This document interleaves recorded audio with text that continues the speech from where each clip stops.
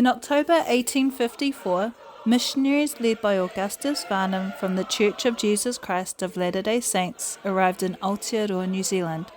They had an inauspicious beginning with few converts, mainly British expatriates, family and friends.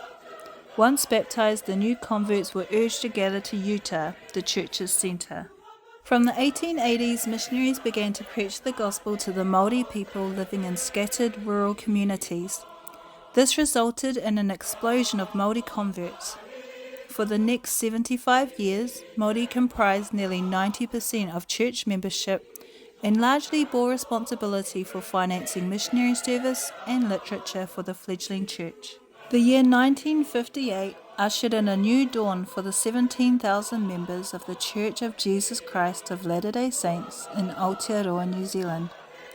Remarkably, in that year, the greatest week in the history of the church in New Zealand began with a rousing ceremonial welcome on Saturday, 19 April 1958.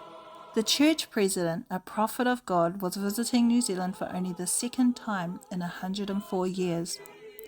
The New Zealand Temple, a sacred house of the Lord, located at Tuhikaramea west of Hamilton and only the second outside of America, was formally dedicated, involving multiple sessions over a 4-day period. Adjacent to the New Zealand Temple, a new church residential co-ed secondary school, the Church College of New Zealand, was officially opened.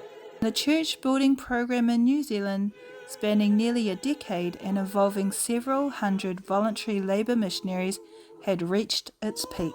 Other key developments in the history of the church followed shortly thereafter. In May 1958, an autonomous stake or diocese was formed in Auckland for the first time outside of the United States, Canada and Mexico, and a second New Zealand mission was created several months later. All this activity in 1 year led to an unprecedented surge in church membership around the country.